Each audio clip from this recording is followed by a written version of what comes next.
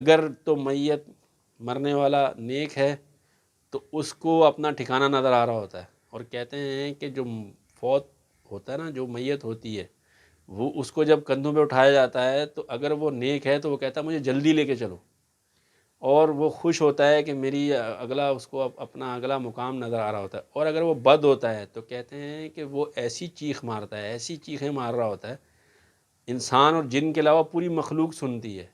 اور اللہ تعالیٰ نے یہ ہم سے پوشیدہ اس لیے رکھا ہے کہ اگر انسان اور جن سن لیں نا، کہتے ہیں کہ یہ حضور کی حدیث ہے کہ اگر انسان اور جن یہ سن لیں تو بے ہوش ہو جائیں، اتنی بھیانک چیخیں وہ میت جو ہے نا، گنہگار میت جو ہے، وہ اس کی بھیانک چیخیں بلند ہو رہی ہوتی ہیں، وہ ہمیں نہیں سنتی۔ تو اللہ معاف کرے، اللہ تعالیٰ ہر ایک کو اپنے حفظ و امان میں رکھے۔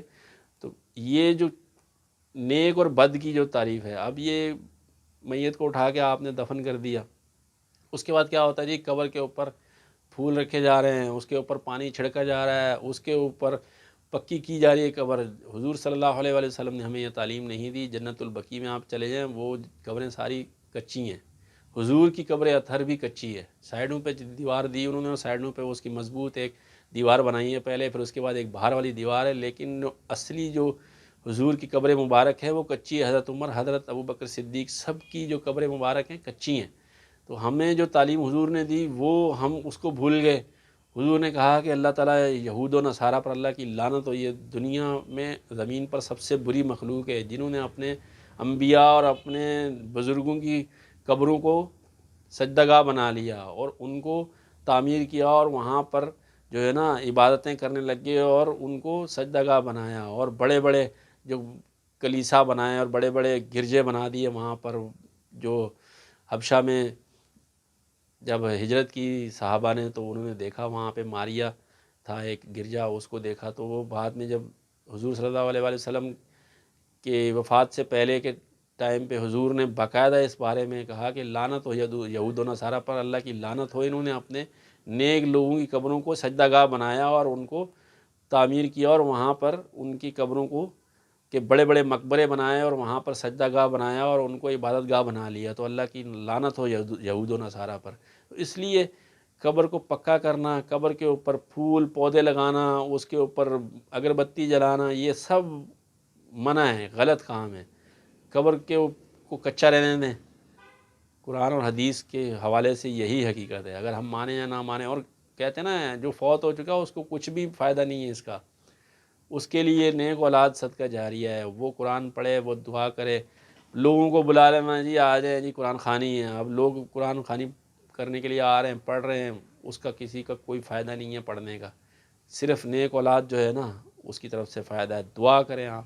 یہ رسمیں جو ہے نا، اللہ تعالیٰ نے قرآن کو نازل اس لیے نہیں کیا کہ قرآن خوانی کے اوپر پڑھا جائے، یہ اللہ تعالیٰ کہتا ہے قرآن میں ہدایت ہے، زندوں کی ہدایت کے لیے۔ اب ایک مثال ہے، ایک انسان فوت ہو گیا، اس نے قرآن پڑھا ہی نہیں، نہ اس کو قرآن پڑھنا آتا ہے، آپ پڑھ پڑھ کے بخشتے رہیں، اس کو بخشا جائے گا؟ نہیں بخشا جائے گا۔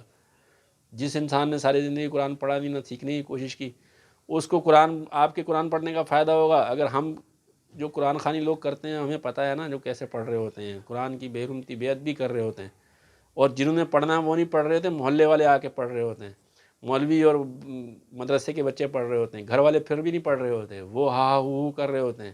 اور جو جس گھر میں فوتگی ہوئی ہے وہاں پر ایک دعوت والا سسٹم ہو رہا ہوتا ہے، سوئم ہوگا جی، سوئم تو لازمی کرنا ہے، اور پھر وہاں پہ سوئم ایسے منایا جاتا ہے، سوئم ایسے کیا جاتا ہے کہ سب کو دعوت دی جاتی ہے، جی آج میرے گھر میں پرسوں فوتگی ہو گئی تھی، تیسرے دن سوئم ہو رہا ہے اور میں دعوت کر رہا ہوں لوگوں کو۔ اللہ معاف کرے، یہ جہالت کی انتہا ہے۔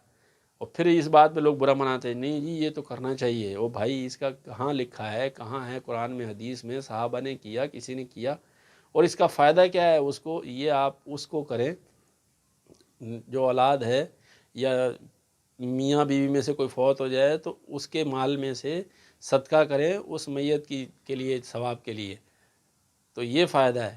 شوہر دعا کرے، بچے دعا کریں، بیوی دعا کرے، بچے دعا کریں، قرآن پڑھیں، اور اس کے جو نیک اعمال ہیں نا وہ اس کو پہنچیں گے۔ تو یہ چیزیں سمجھنے کی ہیں۔ اب جی قرآن خوانی کروا لیں، سوئم کر لیں، 40واں کر لیں، تیجا، 7واں، 9واں، 7واں، 9واں، 40واں، یہ ساری چیزیں جو ہے نا ہماری بنائی ہوئی ہیں۔ میت کے لیے روز کھانا بھیجنا ہے جی، روح بھٹکتی ہے 40 دن تک، پتہ نہیں کون سی کتابیں لوگ پڑھتے ہیں، 40 دن تک روح بھٹکتی ہے جی مرنے والے کی۔ اللہ معاف کرے، قرآن اور حدیث میں جو کچھ لکھا ہے وہ تو ہم نے پڑھنا ہی نہیں ہے. ہمیں جس مولوی نے بتا دیا اپنے پیٹ کے لیے، اس نے لوگوں نے دین کو بنایا ہوا ہے پیٹ کے لیے، اور پیٹ سے سوچتے ہیں.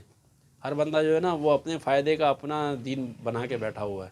اور لڑائی بھی تبھی ہوتی ہے جب ہر بندہ اپنی اپنی جو ہے نا اپنے نفس کی خواہشات کو دین بنا کے بیٹھا ہوگا. جب حضور کے طریقے پہ قرآن اور حدیث کی بات کریں گے نا تو جھگڑا ختم ہو جائے گا. وہاں پہ تو سیدھا سادہ ہر چیز لکھی ہوئی ہے، وہ سمجھ میں آنے والی ایسی نہیں ہے کہ بہت کوئی سائنس کے سوال ہے، الجبرے کے سوال ہے. تو اللہ معاف کرے، قرآن اور حدیث سے ہٹ کے ہم سارے کام کر رہے ہوتے ہیں. میت کے سوئم پہ ایسے ہوتا ہے جیسے شادی ہوئی اور اچھا کھانا بنایا جاتا ہے. وہ بھائی اس کو تو کوئی فائدہ نہیں ہے آپ کے یہ خرچے کرنے کا. کسی مستحق کو کھلائیں. اور یہ میت کا کھانا جو ہے نا یہ صدقہ اور خیرات کہلاتا ہے. اگر آپ کر بھی رہے ہیں تو ان لوگوں کو کھلائیں جن کو صدقہ اور زکوٰۃ لگتی ہے. یہ رشتہ داروں کو اور جو محلے والے جو مشتنڈے ہیں نا ان کے لیے نہیں ہوتا. مشتنڈا کہہ رہا ہوں میں اس لیے کہہ رہا ہوں کہ آگے بڑے اہتمام سے کھایا جاتا ہے جیسے شادی کی دعوت ہے، اور پھر دیکھا جاتا ہے کہ کھانے میں کمی تو نہیں ہے. تو اللہ تعالیٰ ایسے لوگوں کو ہدایت دے جو صرف کھانے پہ کے لیے زندہ ہیں. مر جائے تو بھی کھانا، کوئی پیدا ہو جائے تو بھی کھانا، اور قرآن اور سنت سے ہٹ کے اللہ اور اللہ کے رسول کے حکم کو توڑ کے اور ایسے ہاں ہو اور شیطانی جو اعمال ہیں وہ کر کے تو کہتے نہیں ہم پھر مسلمان ہیں. اچھا پھر ہم رہیں گے بھی مسلمان ہی.